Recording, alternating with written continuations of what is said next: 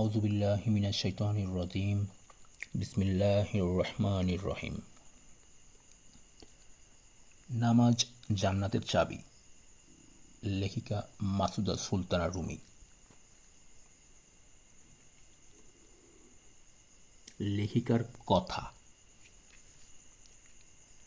নামাজ ইসলামের 5 স্তম্ভের সর্বশ্রেষ্ঠ স্তম্ভ।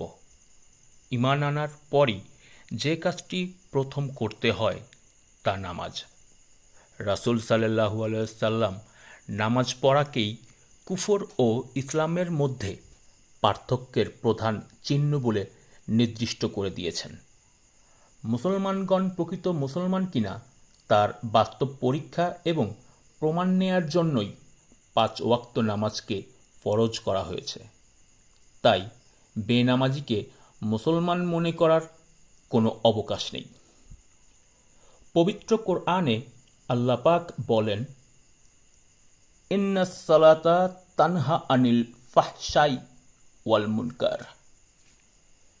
সূরা আল আনকাবুত 45। আমাদের সমাজের দিকে তাকালে আমরা নামাজ আর ফাহশা মুনকার, পাপ, অন্যায়, অশ্লীলতা সমান্তরালে দেখি। কিন্তু কেন?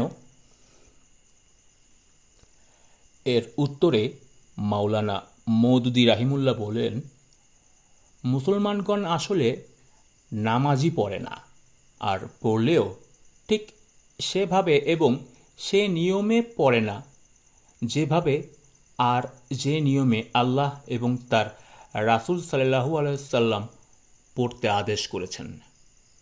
নামাজের যে কথাগুলো আল্লাহর কাছে বলি তা না বোঝার কারণেই মনে হয় আমাদের এই দুরবস্থা। যে ব্যক্তি দৈনিক 5 ওয়াক্ত নামাজ পড়ে সে যদি বুঝে শুনে অসংখ্যবার আল্লাহর সামনে স্বীকার করে, হে আল্লাহ, আমি কেবল তোমারই দাসত্ব করি আর তোমারই কাছেই সাহায্য প্রার্থনা করি, নিশ্চয়ই আল্লাহর নাফরমানির পর্যায়ে পড়ে এ ধরনের কাজ করতে তার ভয় হবে। সেজন্য নামাজের কোনো দোষ নেই। এ প্রসঙ্গে মরহুম মাওলানা মওদুদী রাহিমাহুল্লাহ বলেন, পানি ও সাবান কাপড়ের ময়লা দূর করে বটে, কিন্তু তাতে কয়লার ময়লা দূর না হলে সেজন্য পানি ও সাবানের কোনো দোষ দেয়া যায় না, দোষ কয়লারই হবে। আমার বিশ্বাস আমরা সবাই কয়লা নই। আমাদের বড় একটা অভাব, নামাজে যা পড়ি তার অর্থ আমরা বুঝি না। ইদানিং শুদ্ধ করে কোরআন, বিশেষ করে নামাজে যে সূরা ও দোয়াগুলো পড়া হয় তা শেখার একটা তাগিদ সবার মধ্যে লক্ষ্য করা যাচ্ছে। কিন্তু বড়ই দুঃখের বিষয়, নামাজে যা পড়ি তা নিজেদের মাতৃভাষায় বুঝে পড়ার অনুভূতি আমাদের মধ্যে এখনও জাগ্রত হয়নি।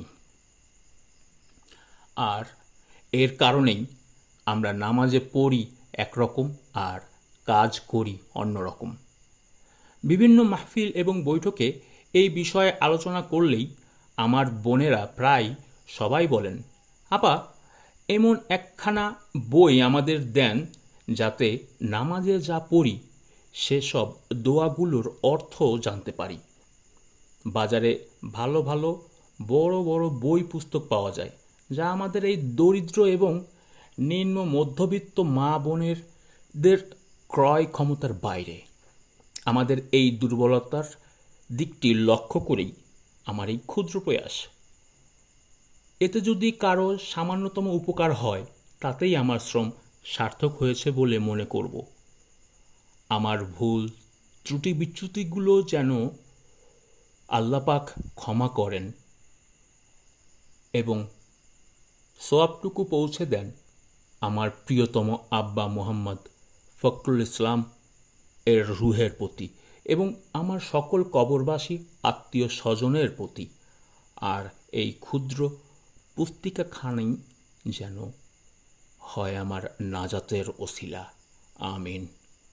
মাসুদা সুলতানা রুমি, শ্যামলী, ঢাকা।